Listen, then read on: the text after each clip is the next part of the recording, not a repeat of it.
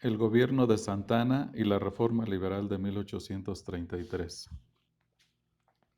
Como ya hemos explicado en otros videos, Santa Anna, Antonio de Padua, Severino López de Santa Anna y Pérez Lebrón Santa Anna, se había convertido en el hombre fuerte del siglo XIX, en la primera mitad del siglo XIX, pues entre otras cosas había provocado la caída de Iturbide con el plan de Casamata. Provocó también que Guerrero llegara a la presidencia con el plan de Perote. También provocó la caída de Anastasio Bustamante con los convenios de Zabaleta. Y además provocó que el general Gómez Pedraza regresara a la presidencia, es decir, Santa Anna se había convertido en el hombre fuerte en la primera mitad del siglo XIX.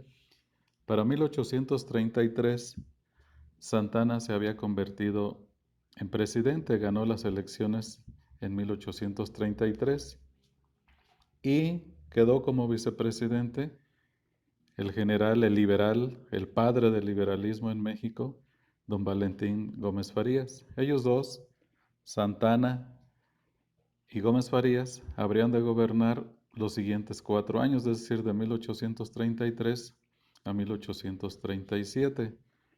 Pero Santa Anna no tomó posesión el 1 de abril. Él se sentía con tanto poder que él tomó posesión hasta un mes y medio después, el 16 de mayo de 1833.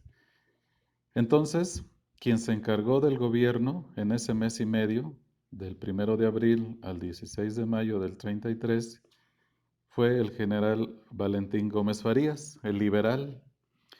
Y Valentín Gómez Farías, junto con otro liberal, los dos padres del liberalismo en México, el doctor José María Luis Mora, y además otro liberal, Lorenzo de Zavala, estos tres eran 100% de ideas liberales.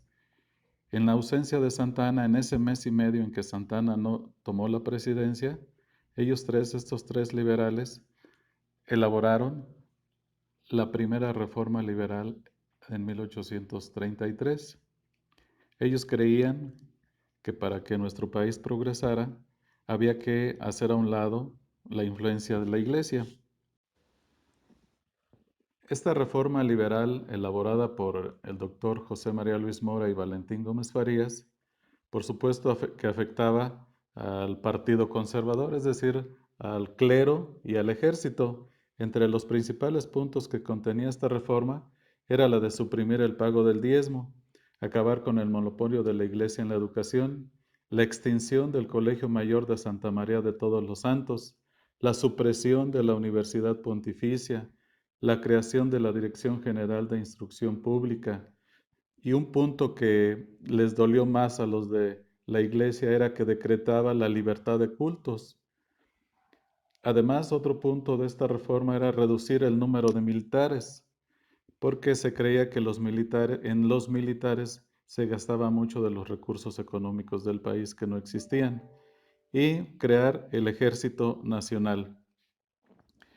Entonces, los conservadores, sobre todo la Iglesia, al saber de la implementación de estos puntos, se quejan con el general Santa Anna.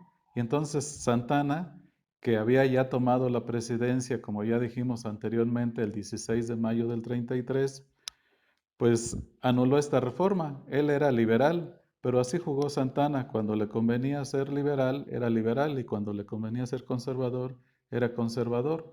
En ese momento era liberal, pero quiso quedar bien con los conservadores, y entonces anula esta reforma con el Plan de Cuernavaca, el 25 de mayo de 1834. Y para 1835, Santa Anna declara, de plano, se declara a favor del sistema centralista. Como ya dijimos, en 1835, Antonio López de Santa Anna estaba rompiendo el pacto federal, es decir, se estaba declarando a favor del centralismo. Todos los gobernadores del país lo aceptaron, excepto el gobernador de Zacatecas, Francisco García Salinas, quien hizo un levantamiento armado con 4,000 hombres en contra de esa disposición de Santa Anna. Entonces, Santana formó un ejército para combatirlo y Santana derrotó al gobernador de Zacatecas, Francisco García Salinas, y como represalia, Santana mutiló el estado de Zacatecas y dentro de Zacatecas surge el estado de Aguascalientes. Con respecto al surgimiento del estado de Aguascalientes, existe una leyenda donde dice que Aguascalientes fue libre por el beso de una mujer, y esta mujer era Luisa Fernández. Dice la leyenda del beso que cuando don Pedro García tuvo que salir un momento a recibir a una persona que lo había visitado, su esposa le dijo directamente al general Santana: Aguascalientes puede ser independiente, basta que usted lo quiera, mi general, que en este pueblo todos lo anhelamos y llegaríamos hasta el sacrificio para obtenerlo. Santana entonces le preguntó a la mujer: ¿hasta el sacrificio? La mujer contestó afirmativamente y tras ello Santana se atrevió a besarla. ¿Cierta o no esta historia? Algunas fuentes indican que fue un beso en la mejilla y otras describen un beso apasionado. Cuando el señor de la casa regresó a la escena, doña Luisa le dijo con júbilo que Aguascalientes ya era libre.